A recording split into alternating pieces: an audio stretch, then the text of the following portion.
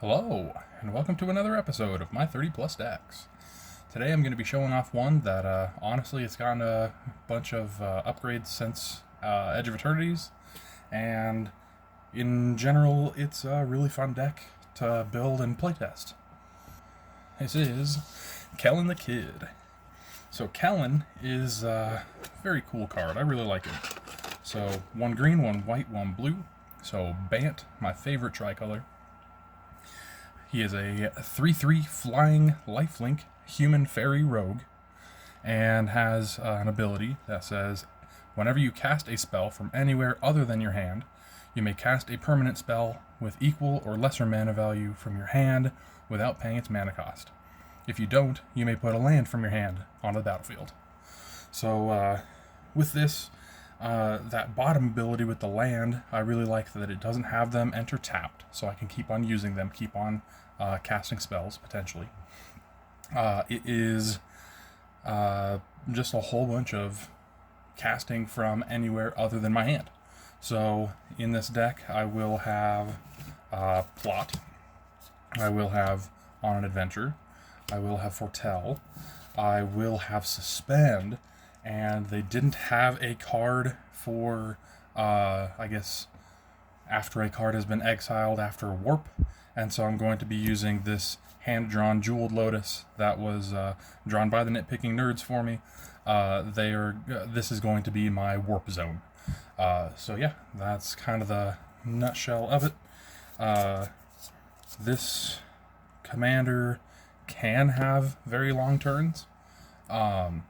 So if that ends up being the case, then I might just make this a one playtest video, because this is one of the decks that I have in mind. This deck and Flubs are a couple that I don't use as much as I'd like, because they can take sometimes 10, 15, 20-minute turns. Anyways, let's see if it happens. Let's get right into it. I have drawn my hand, so let's just jump right in. Turn 1. Draw. And I'll go with a forest. I will tap this, and I will cast from On an Adventure. It's in Japanese, but it is the Lost Caverns of Ixalan Kellan. I am casting it on its adventure. Since it's turn 1, it says something like, make a number of maps equal to the number of opponents that I control the number of my opponents that control an artifact, something like that, plus 1. So if each of my opponents had an artifact, then I'd be making 4. Right now, it's turn 1. I'm going to say that nobody has an artifact, so I am only going to make a single map. Later, when he's out, he is a 2/3 and has an ability that's when I attack, I can look at the top card, and if it's a creature with mana value 3 or less, I can cast it. Something like that. I typically don't swing with him. It's more just the cast trigger and the fact that he's a Kellan in the deck. It's a Kellan deck. Let's go to turn 2. Untap, upkeep, draw. And it's not like his ability would never happen, it's just that it doesn't happen as much as I would want. Let's go with this Plains, and I don't think I'm going to do anything else, so let's go to turn 3, and I will draw. That's really nice, actually. I'm going to, for 0, suspend 3 this Lotus Bloom, so that has 3 time counters on it. Once the third one is removed, I can cast it for free. You know what? I'm going to take that back. For reasons. Good reasons. So, I have it in my hand. How about that? Let's go land for turn, tapping 3, and I will plot Outcaster Trailblazer. Because right now I do not have a blue source. When it enters, I get 1 mana of any color, and ideally, I would be using that next turn to get out Kellan, but even better, if I draw a blue source, then I'll get that trigger as a cast trigger from not my hand. Let's go to turn 4. Untap. I will draw. Okay, no blue source, and that's okay. I think it'll be fine. Let's cast Outcaster Trailblazer. When it enters, I get 1 blue, so that'll be blue, white, green, and I'll cast Kellan the Kid. Excuse me. Now, that doesn't trigger anything. 1, 2, 3, 4, 5, 6. Let's go to turn 5. On tap, and I will draw. Okay, well, I suppose. It's going to be a Thriving Heath, enters tapped. Taps for a white, I will choose blue, so it taps for that other color, white or blue, right now.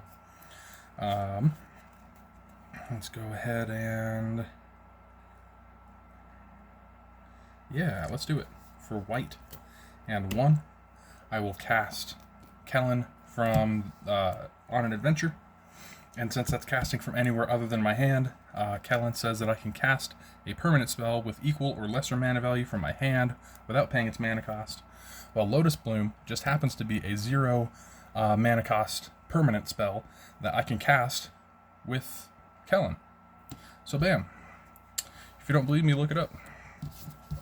Yeah, I definitely saw that I could do things like that, the suspend permanents. So I also have Soul Talisman in this deck rather than a Soul Ring. Not necessarily for, trying to cast it on turn 1, but so that I can cheat it out with Kellan. Anyways, this Lotus Bloom can tap and sacrifice to add 3 mana of any one color. So do I want to do that this turn or next turn? Because right now, I could warp in an Anticostal Vestige, which is a 7/5, which would trigger Outcaster Trailblazer to have me draw a card. It says when this creature leaves the battlefield, draw a card, then I may put a permanent card with mana value less than or equal to the number of lands I control from my hand onto the battlefield tapped. So that could be, I could warp it out right now, and it would enter, I would draw a card. End step, it would leave, I would draw a card, and I would put something out. Now, I only have 4 lands.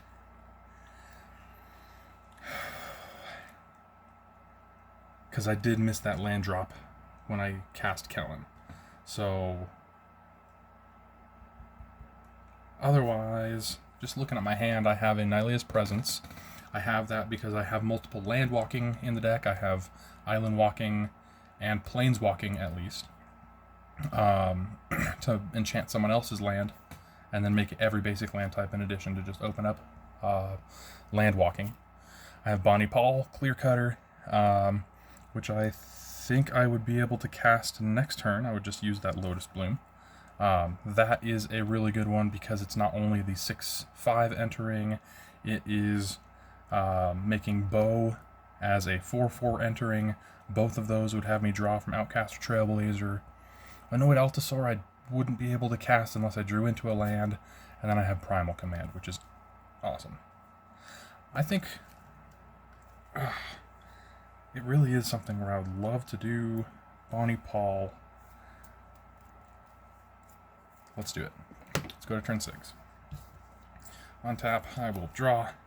That is a Seaside Citadel from my hand to the battlefield tapped. Let's use Lotus Bloom. I'll sacrifice that for blue, blue, blue. That's blue, blue, blue, or more blue, blue, green, and 1, 2, 3. Casting Bonnie Paul, Clear Cutter. When Bonnie Paul enters, I make Bow, which is currently a 5/5 because I control 5 lands. When they enter, I draw a card. And man, I guess I've already played my land. And I'm not worried about attacks. I would get there when I get there in an actual game because Kellan, being a flying lifelink guy, really does come in handy. Let's go to turn 7.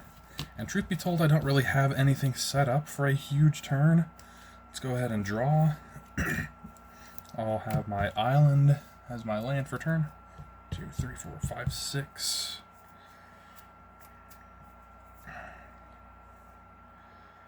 Let's see.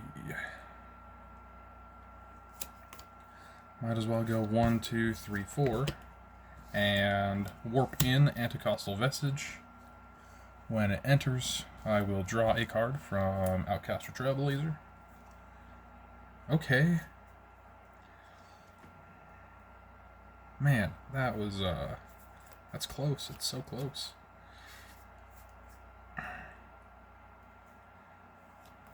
Let's see. Let me see if I can do this. I'll tap this for a blue, and I will ponder. And, I got this one from the Nitpicking Nerds auctions on whatnot. I love this art. Anyways, pondering. I look at the top 3 cards.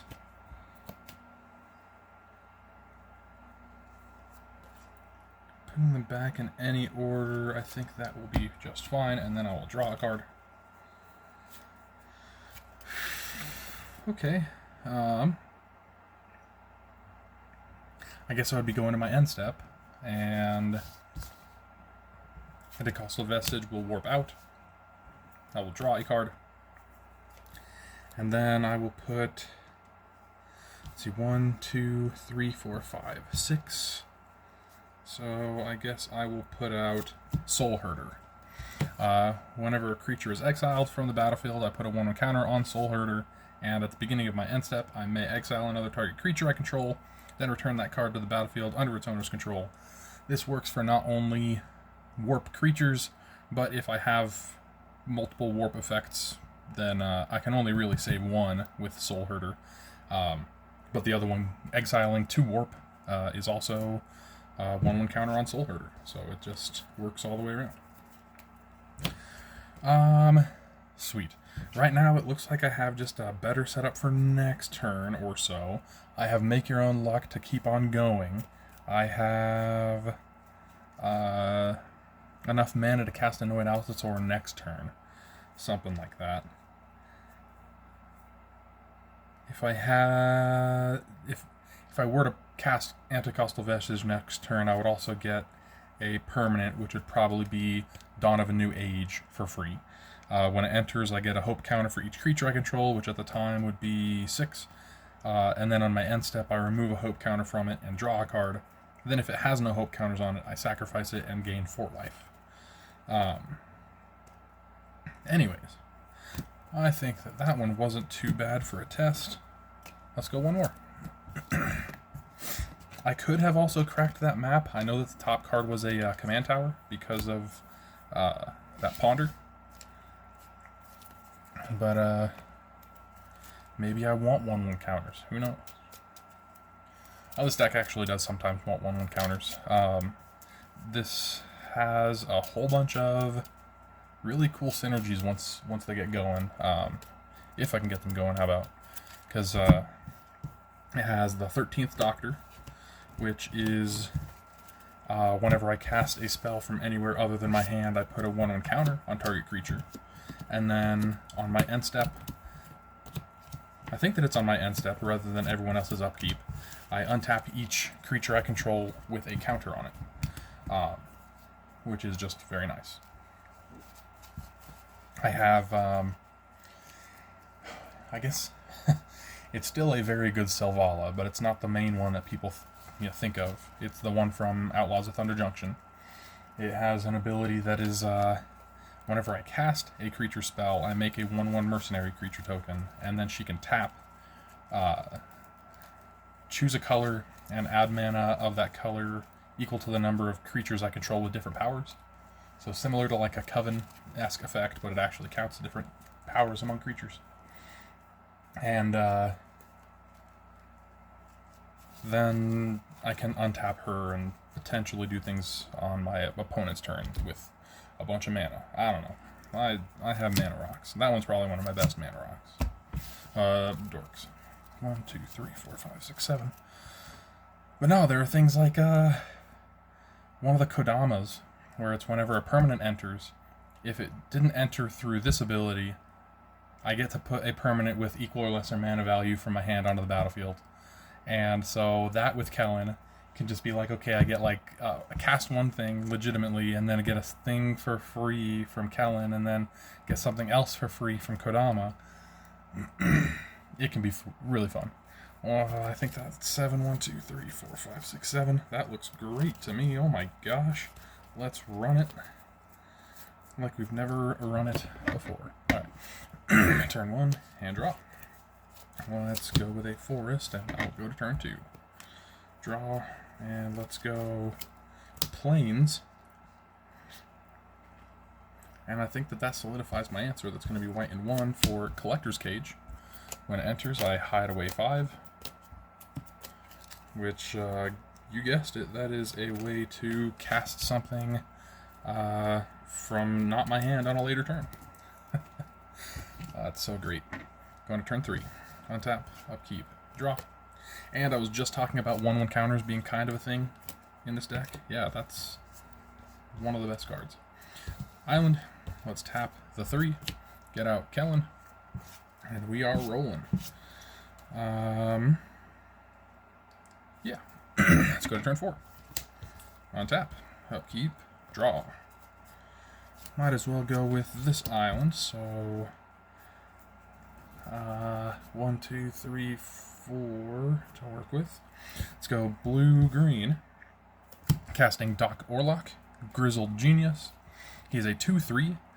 Spells I cast from my graveyard or exile cost 2 less.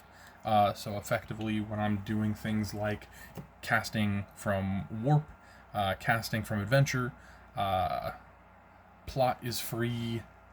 I used to have Foretell. Maybe I still have a little bit of Foretell. But it's also plotting cards from my hand cost 2 less, which is very important. Plotting from my hand costs 2 less. I do have a Fibblethip that lets me plot from the top. So that is same cost. Now, after all this gibbering, I think I would like to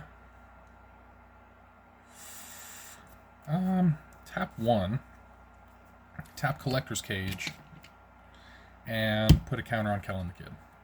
I only have 2 creatures, so there is no trigger from that. So let's go to turn 5.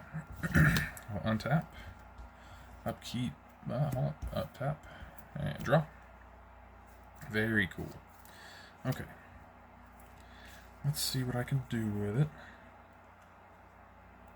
Well, I can't do everything, and that's okay. I'll tap 2 and foretell this card. Okay. I will tap 1 and tap Collector's Cage to put another 1 counter on Kellan. I think that'll be fine. I will play a Simic Growth Chamber, which I don't play in every deck, but with this one being able to replay lands when I cast from not my hand, it really does make it worth the while. Sometimes. No, it's good. It's good. Sweet. I think that I'm just kind of setting up to one big turn or two. So, let's make it happen. Go to turn 6. Untap. Upkeep. Draw. Sweet. I'll just start condensing my lands a little bit. There's a command tower. 1, 2, 3, 4, 5, 6 to work with.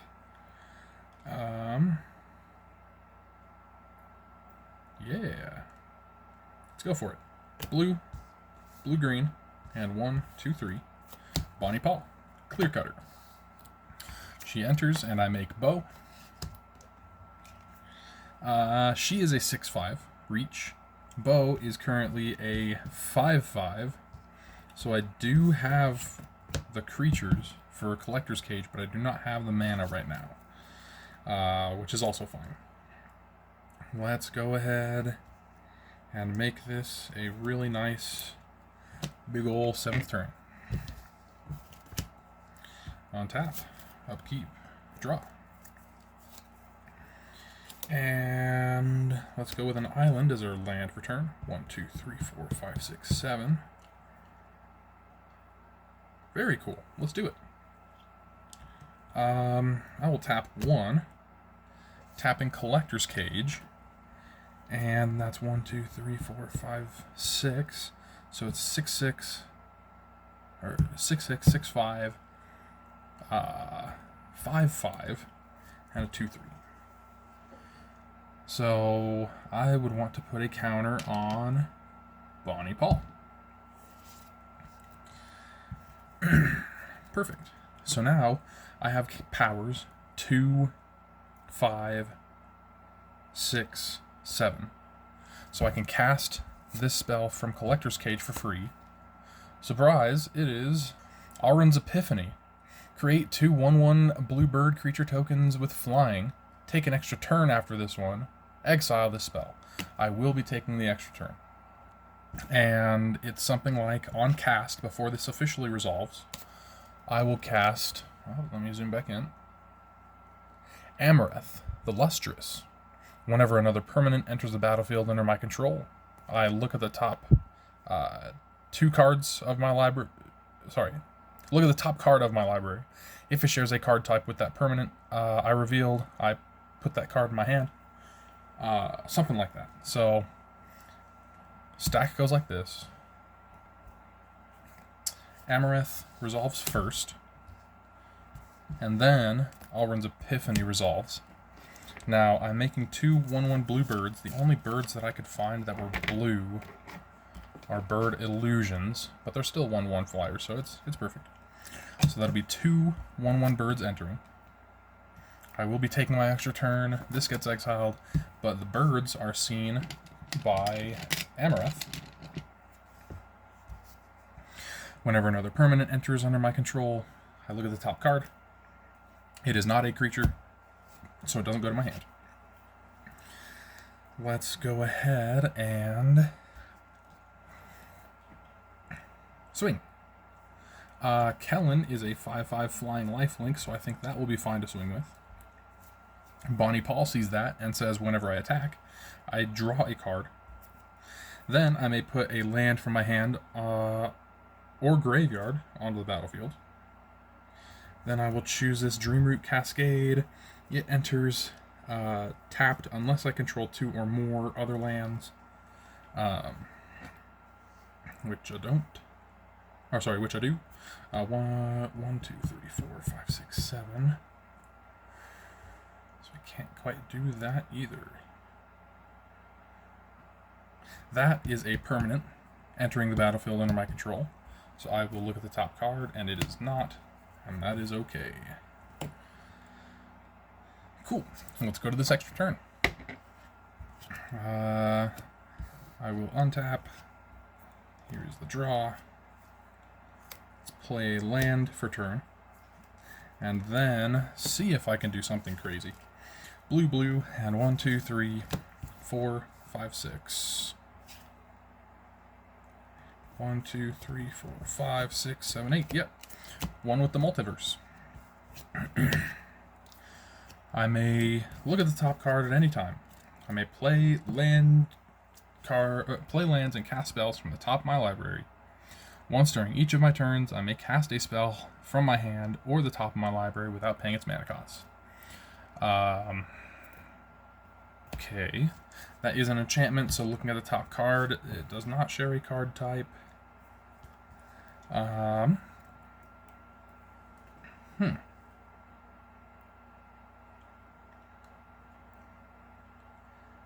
I can attack with Kellan or whoever. Yeah, let's attack with Kellan. Trigger Bonnie Paul, draw a card, and then put a land from my hand onto the battlefield. That will be a plains. I will look at the top card. It is not a island or a land, so it does not go. So let's go with my free spell. And that will be Tamiyo Field Researcher. Now, Tamiyo is a bunny. I love this art. Absolute best art. Alright. Starts at 4. And then I can, let's see, I said that I swung with Kellan to do that, so I will +1, choosing, I suppose, Amareth and Bonnie Paul, since one has flying, one has reach. If either of them deal combat damage until my next turn, I draw a card.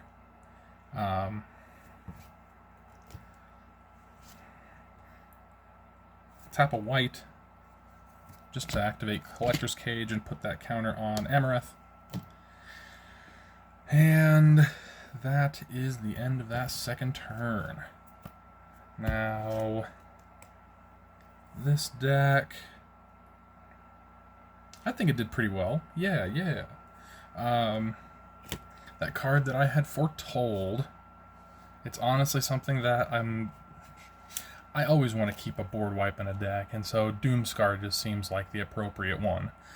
Destroy all creatures. It has Foretell, so for 1 and 2 white, I could cast it from Foretell, but it would be a 5 cost, so I'd either get a land or a 5 cost permanent. I guess it's good with Tameo because of, just threats against her. But still, Doomscar, I think as far as any kind of board wipe, that's the one I go with. I want to say that I do have things like, it may not exactly be Heroic Intervention, but things like Heroic Intervention in the deck for me to cast that, and then Doomscar protecting my board. Trying to make it more of a one-sided board wipe. Anyways, I think that was pretty good. I do have things to do today, so I'm going to call it there. Hope you guys enjoyed watching. Definitely didn't explode as much as I was hoping, but definitely, if you want to check out the deck list and see if it goes crazy for you, it's a fun deck. The other day I had, because I kind of showed it off earlier with that, the Lotus Bloom. I had an instance where, because there's a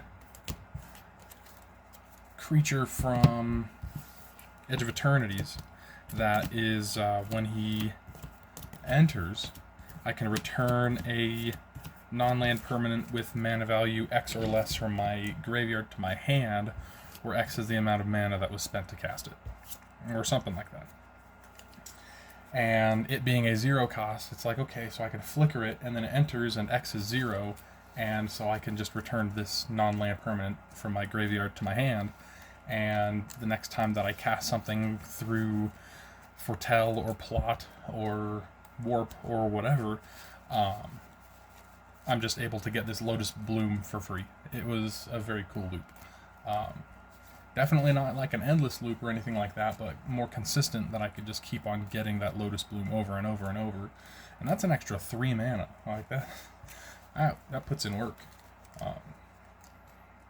There are a couple of kind of crazy things that I put in here, like there is a Zetalpa. Is that the one? No. Maybe I'm thinking of the completely wrong one.